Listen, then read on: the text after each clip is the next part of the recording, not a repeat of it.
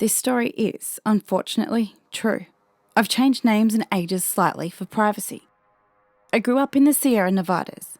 It's a really beautiful part of the world with sprawling pines, rugged mountains, and crystal lakes. I wasn't big on camping, but I spent a good chunk of my childhood weekends hiking with family and friends, and spent many summer days tubing on the lake. The summer that I was 16, about 10 years ago now, my cousin, Celia, had come back from her first year of college, and her boyfriend, Jay, was visiting to meet her family and friends. Jay, like most tourists, wanted to go on a hike with lake views. Celia and I decided to take him on one of our favourites, a moderate hike through the woods on a gentle incline that peaks at a hollow in the trees overlooking Lake Tahoe below.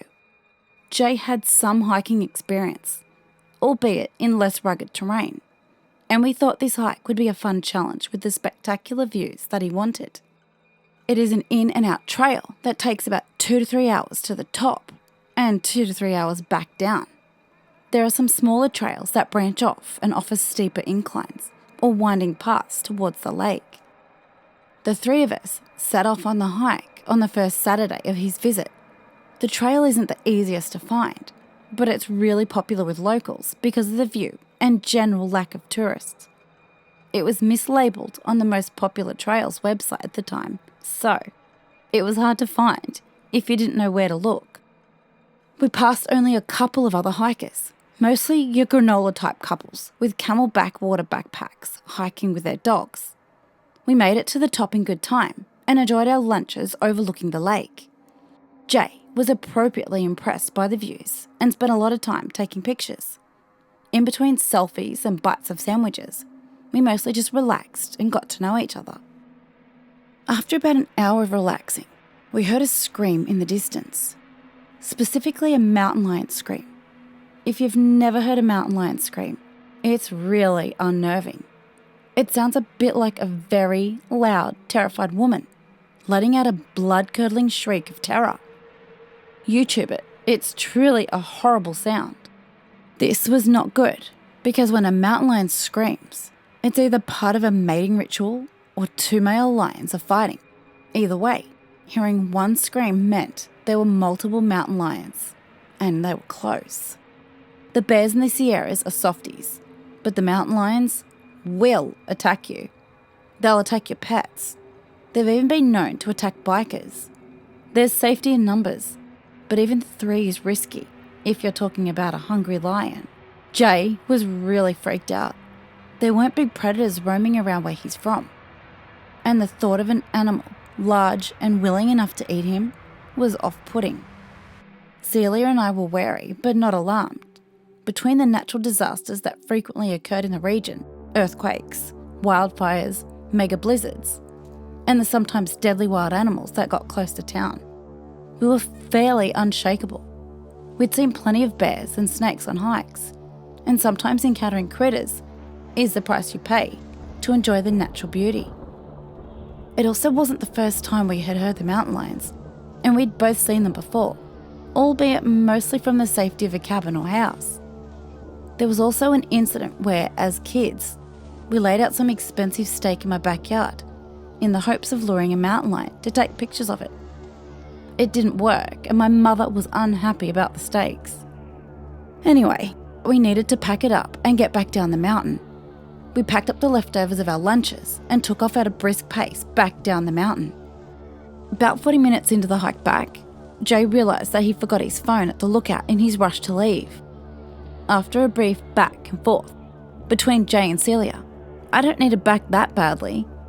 Jay, it has all of our pictures from the spring trip, not to mention you're a broke college student. Yeah, you need it back. Well, we decided that Celia and Jay would hike back up to retrieve his phone, and I would stay there, on the trail, alone, to warn any other potential hikers that there are lions in the area. I was mostly worried about those hikers with their off-leash dogs, and wanted to prevent a wandering lap from getting mauled. This was obviously not ideal for any of us, but seemed like the best choice at the time.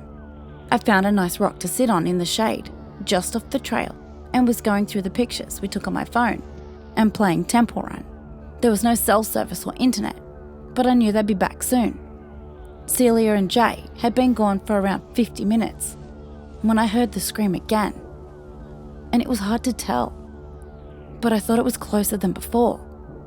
I started to get pretty nervous. Being in groups is far preferable when dealing with mountain lions, and I felt like perfect bait sitting there alone in the woods. About 20 minutes after that, I heard the scream again, and there was now zero doubt that it was closer. It sounded like it was coming from up the trail, towards where Jay and Celia would be coming down. Very soon, I sincerely hoped. Logically, I knew that lions don't scream when hunting. They are quiet. If a lion was hunting me, I wouldn't know it. The screaming meant it was doing something else. Something not feeding related. That knowledge did not make me less nervous. I became hyper alert, whipping my head around every time I heard a noise or thought I saw a flash of movement. I turned my flashlight on, even though it was the middle of the day. I got off my rock to stand in the middle of the trail to have visibility up, down and in around the trees on the side of the trail. A couple of minutes after that, I heard it again, extremely close by. By this point, I had full goosebumps and in a pit of my stomach, a complete sense of dread. I looked around and tried to find the best place for me to stand, back covered in case of the worst. I decided to wedge myself up against a tree next to the rock I'd been sitting on. I had good visibility up and down the trail still, and into the trees across the trail. I continued scanning around, focusing on up the trail, where I thought I heard the screams coming from. Suddenly, I saw something, standing still, 20 feet up the trail, a couple feet off of it, was a man. He was completely naked. He was filthy. He was skinny. And he was just standing there, looking at me. I didn't hear him come up. It sounds cliche, but it really was like he appeared out of nowhere, especially since I'd been focusing on looking for the lion in that direction. If you don't know where you're going, it's easy to get lost in the woods around there. The weather can change quickly, and people panic and get more lost in their attempts to find their cars. And it doesn't take long, being alone, lacking food and water in the wilderness, to make people a little disoriented, a little crazy. The infamous Donner Party incident happened maybe an hour away from where I was standing. My first thought was that this man was probably a lost hiker. And judging by how dirty he was, he'd been lost a long time. He needed help. I'd heard about people with hypothermia stripping off all their clothes and thought maybe that was what happened. Now this took place during the summer, and there's no way that someone would get hypothermia in July. But that didn't occur to me until later. I started to walk towards him, asking him if he's okay. Suddenly, I got this feeling of wrongness. I don't know how else to describe it, but my feeling of dread tripled. The hair stood up on the back of my neck. I stopped in my tracks, maybe 15 feet away now, and had the overwhelming urge to run away. It seemed wrong. It felt wrong. He looked wrong in a way I can't quite articulate. Instead of wanting to help him, I was absolutely terrified of him. I asked again if he's okay. He looked at me, then opened his mouth wide and screamed. Not a normal scream. He screamed just like the mountain lion, a high-pitched shriek that made my blood run cold. It occurred to me that we were probably hearing him the whole time. It was the single most terrifying thing I've ever witnessed. I started screaming too. I was preparing to run away down the trail, I suppose, but also really did not want to turn my back on him. Suddenly, he closed his mouth, turned around, and ran into the woods very quickly. He disappeared into the trees, but the feeling of wrongness was still with me. I felt like I was going to throw up. I considered bolting down the trail to get away, but decided to wait for Celia and Jay, who luckily arrived within 10 or 15 minutes. I told them what happened, and we decided to call it into the rangers when we got service.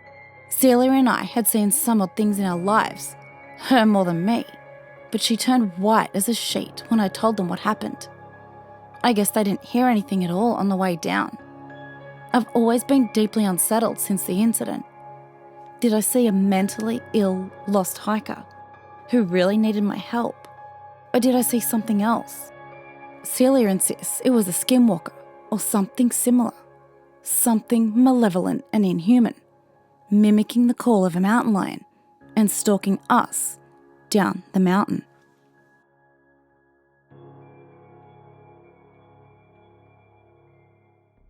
It was the summer of 2005. A friend of mine, Wayne, and I decided to spend the day fishing at Upper Swagger Lake in the Lost River mountain range of Idaho. Visited mostly by the locals, this alpine lake is tucked upon a ridge overseeing two long dry canyons on opposite sides. It sits just at the top of the tree line, providing an uninhibited view of the sky and surrounding mountain peaks. The fishing is usually pretty good, if you like golden trout. I hate trout, they taste like mud. But I do love fishing, and some of the best, most secluded lake fishing can be found on these high Idaho lakes. Getting to Swagger Lake is not an easy task. It's a 100-mile journey over a lonely highway from the region's largest town, Idaho Falls. When you hit the dirt road turnoff, there are miles of four-wheel driving up the canyon to the hiking trail. Once at the trailhead, it's a 2-mile, 1,000-foot vertical gain hike up to the lake. But when you finally arrive, surrounded by the bald peaks of Little Lost Range, it's all worth the effort. Arriving at the lake around noon, we spent the day fishing, relaxing and chatting. Far down in the canyon, out of sight from us, we continually heard periodic loud blasts. Growing up in the rural US, you get accustomed to people target shooting on public land, and that's what we concluded was happening below us. From the sheer thunderousness, we guessed it was a large caliber muzzle-loading rifle. The blast was spaced out long enough that they had to be manually reloading their guns. The shots reverberated and echoed throughout the canyon. Whoever was down there was having a bit of fun with their rifle. Unperturbed by the cacophony down in the canyon, we continued fishing, only momentarily reminded of the explosions as they continued to occur throughout the day. The fishing was great, and the day seemed to flash by. Before we knew it, the sun was cresting on the mountains. We headed back to camp for the night. Wayne had caught his limit towards the end of the day, while I had been releasing mine. We settled down to a campfire and watched the sun sink behind the mountain peaks as Wayne cooked his muddy fish. It was twilight now. Aside from the crackling of the fire, it was a quiet evening. The sky was absolutely clear, and we watched as the star twinkled into existence in the sky. Our relaxation was interrupted by yet another one of those thunderous explosions, only this time much closer to us. That was weird. Target shooting is extremely dangerous at night. Whoever was down there, in the canyon, was being very irresponsible. Wayne nudged me with his elbow and motioned for me to look in the direction of the sound of that last explosion. While not directly visible to us, there was a light down the mountain. It was illuminating the whole canyon. From the angles of the tree shadows, we could see the source of light was not at ground level. It was high up in the air, and it was moving. We watched in bewildered silence as the light moved up the canyon. We still could not get a direct line of sight on it. There was another blast that seemed to shake my skull. The light in the canyon flashed almost 100 times brighter than before. We could absolutely not make sense of what was happening. As we sat there, unsure of what to do, the light rose upwards out of the canyon. As it crested the trees and continued to rise, we could finally get a direct look. It was a brilliant ball of yellow golden light.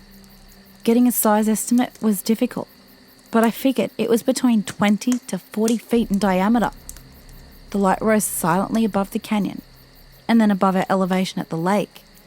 It stopped several hundred feet above the surrounding landscape and stayed there. The object's surface shimmered and danced. little feathers of sparks would periodically jump away from the object and fall down towards the trees below. Wayne looked at me, and all I could do was shrug my shoulders and give him a "I have no damn idea" look. After a few minutes, the ball's surface stopped dancing. It was completely still in the air above us. No sound, no movement. With no warning, it exploded in a deafening shower of sparks and blinding light. Wayne and I instinctively jumped into the dirt and covered our heads. The light was so bright. I felt I could see through my closed eyelids. The explosion shook everything around us. I could feel the shock resonate in the ground beneath me. It was like the world was coming undone at the seams. Then, everything was absolutely silent and dark. The whole event could only have been a handful of seconds long, but it felt like hours. When we looked up into the sky, the ball of light was gone. We were left alone in just the dim light of the stars. Picking myself up out of the dirt, all I could say to Wayne was, "What in the hell was that all about?" He chuckled nervously, but didn't reply. We surveyed the camp and surrounding area. Nothing seemed damaged or disturbed.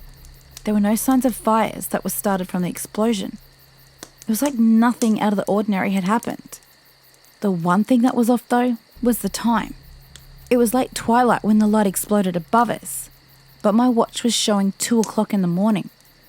Further baffling us was Wayne's fish. They were now charred cinders above the bed of red coals that was once our campfire. I'm well aware of the phenomena of missing time, but that was not possible. The stupid thing exploded, we hit the dirt, and then we picked ourselves up. It couldn't have been more than a couple of minutes from the explosion to us actually getting up. I didn't have the mental capacity to process what had happened. I headed to my tent and went right to sleep. It was a deep, dreamless sleep.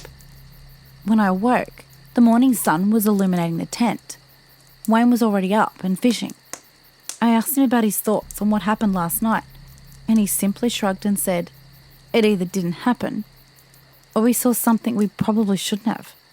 It's that, or Marvin the Martian tried to kill us."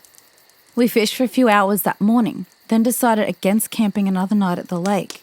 We packed up camp and hiked down to our vehicle. This happened almost 20 years ago, and I've been back to Swagger Lake several times over the years. I've never seen or heard anything like what we saw on that night again. I don't have an explanation for what happened, and I don't believe we ever will.